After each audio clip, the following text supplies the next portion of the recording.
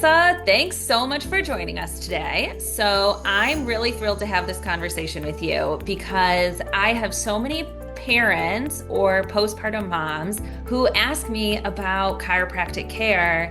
And I feel like there's always been this decades old thing between physical therapy and chiropractors where we're like always against each other as opposed to working together. And I'm hoping that as we move forward, we can squash that a little bit. I probably get this question at least like weekly with babies with torticollis or muscle tension or asymmetry or like postpartum moms or pregnant moms, although I don't really see pregnant moms a lot personally. But I'm like, what do you think about chiropractors? Do you know any? So hopefully today we can just dive into what you do and how you're helping the community and how you're helping women and little ones and what you're doing. So, what inspired you to become a chiropractor? And then what kind of pulled you towards women's health and pediatrics? First of all, thanks for having me. I definitely agree that chiropractors and physical therapists, for whatever reason, have always kind of had this rivalry. And I actually think that they're like great complements to each other. So it's really cool to be able to connect with you. Yeah. Um, Okay, cool. Basically, I always knew that I wanted to work in healthcare because I've always been fascinated with how the human body is designed to heal and adapt to different challenges and stressors in our environment. And then I applied to chiropractic school, and while I was in chiropractic school, I realized that women and children, especially, are a very underserved patient population when it comes to specialized care and just healthcare in general. I feel like not a lot is known or not a lot is addressed properly in the healthcare system. And so I pursued additional training in addition to the general chiropractic education that we get in both perinatal and pediatric chiropractic because I wanted to create a space where women felt supported, especially during pregnancy and postpartum, because those are such vulnerable times in a woman's life. And then also where babies and kids could start life off with the best foundation possible. So that was really what drove the vision behind Chiropract.her. I read this thing a long time ago where they used to just have women's health be just like smaller men's health.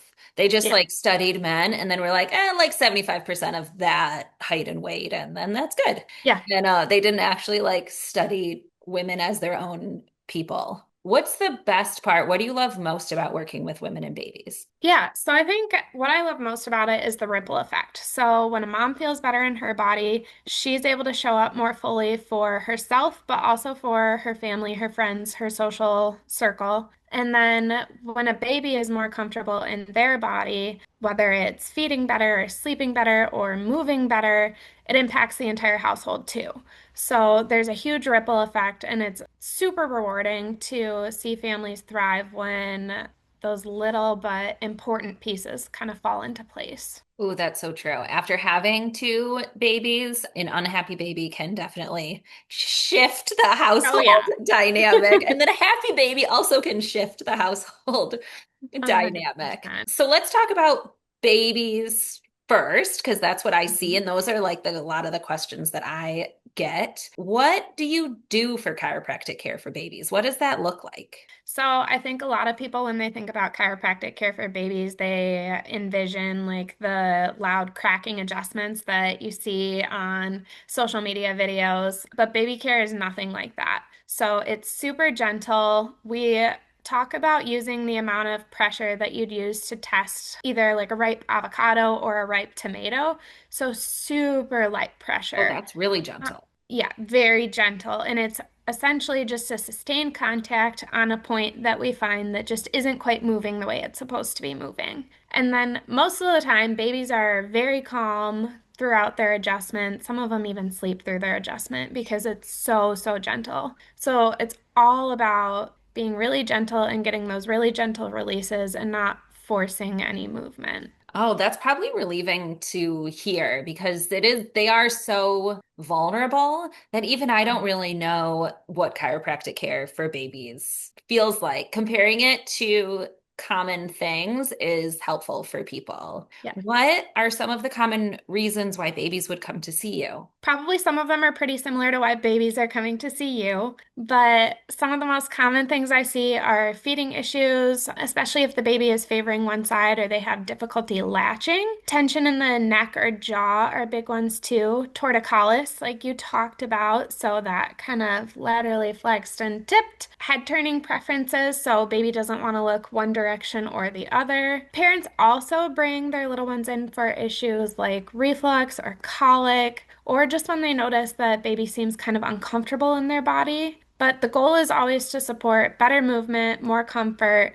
better function, and nervous system balance. Personally, have worked with babies that have seen chiropractic care for reflux, but it ended up being for like digestion and going to the bathroom. Those pieces really, when not taken care of, affect their overall body and their overall health so much. Absolutely. How often do you right now collaborate with other professionals? Are there any lactation consultants or PTs that you work with at the moment? Yeah, so I love to collaborate with other providers. I'm a firm believer, like I said, that babies thrive when they have a team approach. So I think complementary care is really important. Every provider brings a unique perspective to the table, and they also bring different tools to the table. So together, we're able to give families more complete care. I do have a few physical therapists in my back pocket that I can refer either little ones or moms too, especially when it comes to postpartum and even that perinatal period. Working with a pelvic floor physical therapist, I think, is really great. A lot of the conditions that I see in the office, like I said, I think a pediatric physical therapist is really great for too. And then have lactation professionals that I'm also able to refer out to. I feel like in our field, being like ancillary and adjunct and all these words are just like so much better when we're together. Like I have my own private practice, but I think everyone sometimes hits a wall in their like business, or if you're like working with a client and you're almost getting better, but you're not getting that last 5%, or there's maybe like a piece of the puzzle that you're missing. A fresh set of eyes from another clinician who's works in the same thing is so helpful. And then maybe someone can target something from a different mindset. And just that idea that we can all work together and be a part of the same team. I mean, we all have the same goals. So it's so great to hear that. But it's nice as I joined this community to be meeting other practitioners that are also in this community. So let's shift to moms. So pregnant and postpartum moms. I guess they're probably two separate things for sure. But what are the most common things that you see or reasons why you see women? So, for pregnant women, we often see them coming in with low back pain, hip pain, that kind of shooting pain into the groin or pubic bone Oof. discomfort, and then rib pain as the baby grows and kind of expands into the thoracic cavity. So, a big thing for that is using the Webster technique and other gentle adjustments with mamas to help restore balance in the pelvis and then relieve tension on the body, which usually helps them feel more comfortable and supported for their birth process too. And then postpartum, we see a lot of moms with back and neck pain from feeding because mamas are in kind of uncomfortable or goofy positions a lot of the time while they're feeding baby, whether it's breastfeeding or bottle feeding. And then we see a lot of wrist and hand pain from holding or carrying babies, whether it's actually holding baby themselves or using like a baby carrier and holding the arm or wrist in funny positions. And then just pelvic imbalances from pregnancy and delivery too, because pregnancy and delivery are hard on both mama and baby's Ooh. bodies. Having two babies myself, I can understand all of that.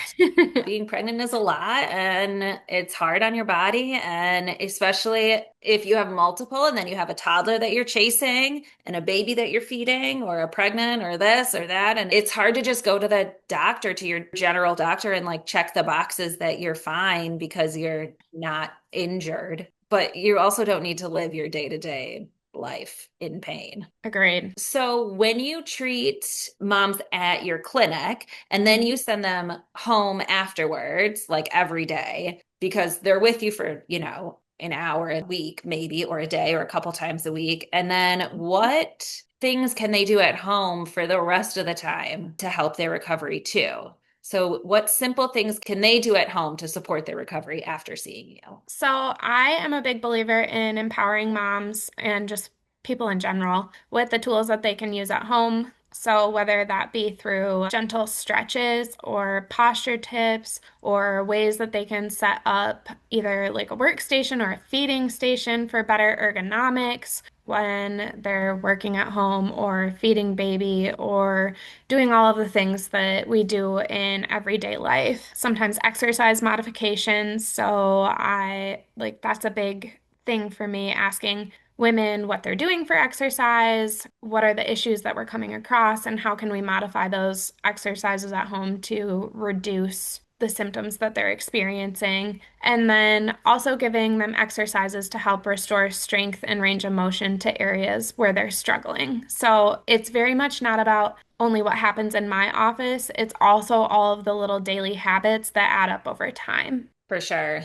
That reminds me a lot about some of the bigger kids I see because, I mean, it's all of us. The big kids are just little people, of course. And so it's Mhm. really the things that you do throughout your day. And that's what's going to make the difference, like how you function throughout your day, how you hold and carry yourself, and then just trying to Yeah. strengthen or lengthen or whatever it is that you need to do in Yep. order to continue to function and carry yourself for the rest of the time. It's nice to come to you and get a true list and workup of like what these women can do and not Mhm. to just say, have better posture. Sit up Yeah, straight. If it was that easy, they would just do that. But exactly. obviously, there's something that's keeping them from doing that. So, this is where I think going to you and going to a professional is just so important so that your list of like little things to do at home are truly tailored to that one person and not just like sit up better, sit Yeah. straight, stand up Exactly. taller, Yeah. like, yeah, okay, we got it. Like we all Yeah. bench over, we get it, but that's not helpful. So it's nice to have like a real specialized guide for each